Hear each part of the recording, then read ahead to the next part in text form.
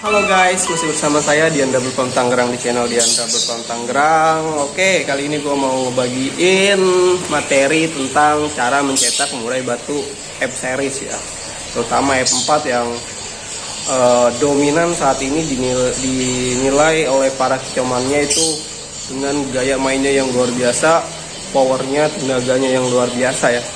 Oke, yang pertama itu, yang kedua bagaimana cara mencetak murai batu mutasi seperti panda, albino, dan lain sebagainya. Dan yang ketiga itu saya akan menjelaskan bagaimana cara mencetak murai batu ekor panjang sesuai yang kita harapkan ya teman-teman. Oke, yang pertama kita bahas tentang mencetak murai batu F-Series. Cek di spot. Halo teman-teman, jadi untuk mencetak murai batu F-Series ini emang agak panjang prosesnya, karena untuk hasil yang maksimal itu harus melalui proses tahap demi tahap ya. Jadi tahap pertama yang kalian akan jalanin itu mencetak F1 ya, F1 Bordan atau Borneo Medan. Nah ini yang banyak teman-teman sekarang jalanin untuk mencetak itu, kebanyakan ngambil betinanya yang Borneo, jantannya yang Sumatera kayak gitu. Nah untuk yang pertama ini saran saya sih, menurut teori genetika yang saya pelajarin, kalian untuk mencetak F1 ini harus dari satu pejantan ini Borneo. Kita ambil gen si Borneo ini yang lebih kuat dengan betina Sumatera ya. Nanti kalian silangin untuk mencetak F1 atau Bordan ya, untuk cetak Bordan. Nah ambil anakan pertama dan kedua itu betina, kalian simpan si betina tersebut buat proses selanjutnya untuk mencetak F2 filial kedua atau keturunan kedua dari si Borneo tersebut. Nah nanti si betina ini yang udah masuk F1 kalian breed atau kalian silangkan dengan pejantan Medan. Kenapa? Karena si dua betina ini sangat kuat membawa gen Borneo, sangat kuat, lebih dari 50%, antara 75% itu. Nah kalian silangin dua betina ini dengan pejantan Medan, kalian silangin, itu akan menghasilkan anakan F2. Nah F2 itu membawa genetik si Sumatera dan Borneo itu di antara 50-50 ya. Nah untuk mencetak F3 kalian simpan anakan betinanya. Anakan betinanya kalian simpan, dua lagi untuk mencetak F3. Dua betina kalian simpan untuk mencetak F3 atau F3 Bordan. Nah untuk itu kalian silangkan lagi dengan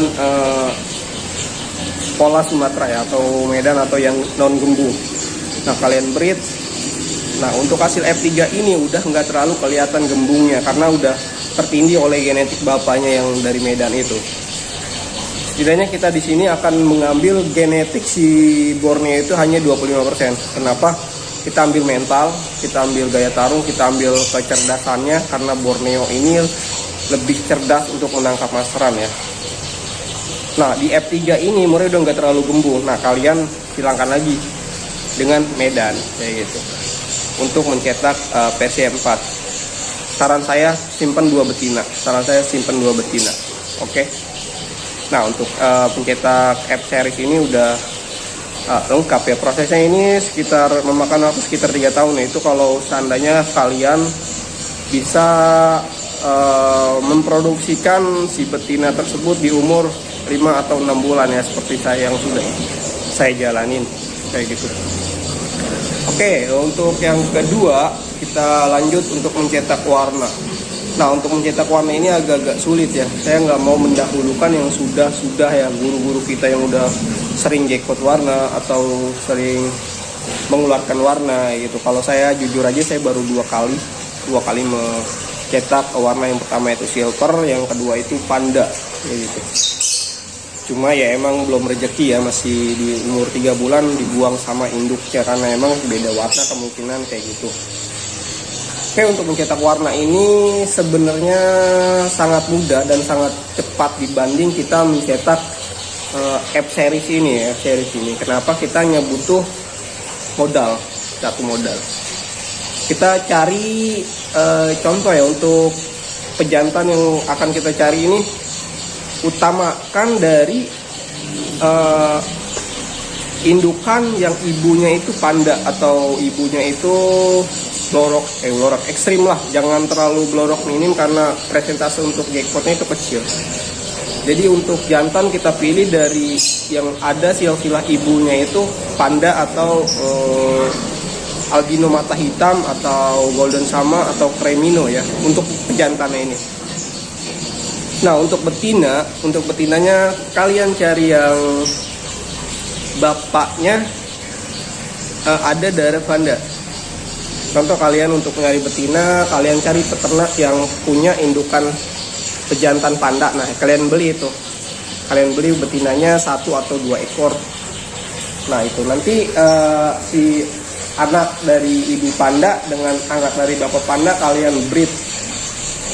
Nah itu lebih besar kemungkinannya kalian dekor dibanding kalian beli kayak sebelah blorok ekstrim terus dikawin dengan trak panda atau blorok ekstrim dikawin dengan split panda kayak gitu. Itu lebih agak lama kalau misalnya prosesnya.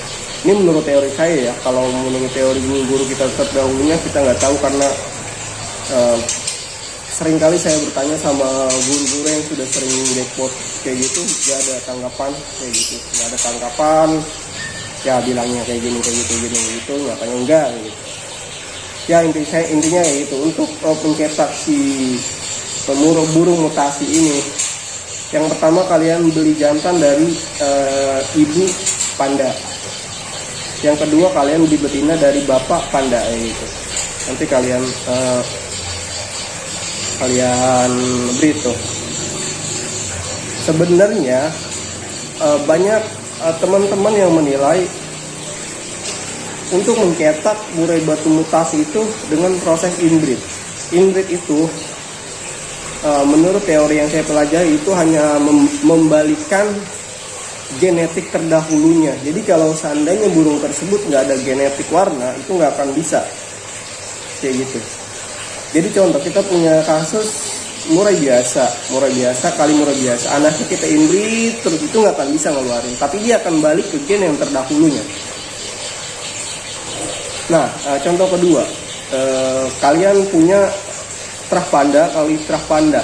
Nah itu kalian inbreed itu suatu saat pasti akan keluar panda karena kenapa? Gen terdahulunya itu ada yang burung-burung yang punya kelebihan kayak gitu. Kalau menurut saya warna itu kekurangan pigment. Jadi inbreed itu hanya untuk membalikan genetik terdahulu, bukan untuk mencetak genetik baru kayak gitu. Nanti ya sudah paham ya. Dan yang ketiga, bagaimana cara mencetak ekor panjang yang sesuai dengan apa yang kita inginkan. Nah, seperti teori yang sebelumnya di murai batu warna. Untuk contoh, kita punya target murai batu ekor 40 cm. Nah, itu kalian beli betinanya dari bapak yang 40 cm itu. Beli betinanya dari bapak 40 cm itu. Nah, nanti untuk pejantannya kalian beli dari si ibu yang punya ekor di 18 atau 20 kayak gitu ya. Nanti ya kalian inbreed juga, kalian kawinkan juga. Kayak gitu. Intinya di teori genetika yang saya analisa seperti itu. Jadi untuk pejantan kita ambil dari gen ibunya, untuk betina kita ambil dari gen bapaknya. Oke, teman-teman, semoga ini bermanfaat dan semoga jadi ladang sedekah buat saya dan bisa membuka pintu rezeki buat kalian juga, karena sebaik-baiknya orang, sebaik-baiknya manusia adalah manusia yang bermanfaat untuk manusia. Seperti itu. Intinya kita harus memanusiakan manusia. Assalamualaikum warahmatullahi wabarakatuh. Teman-teman boleh buka channel di Anda Bekam Tangerang untuk support saya agar terus menggali ilmu untuk kalian. Gitu. Subscribe dan share ilmu saya dan pakai ilmu saya, insya Allah ternak kalian akan lancar. Karena ketika saya membagikan suatu ilmu itu udah saya uji coba, dan ketika uji coba yang saya lakukan gagal itu nggak saya share kayak gitu. Oke, assalamualaikum warahmatullahi wabarakatuh.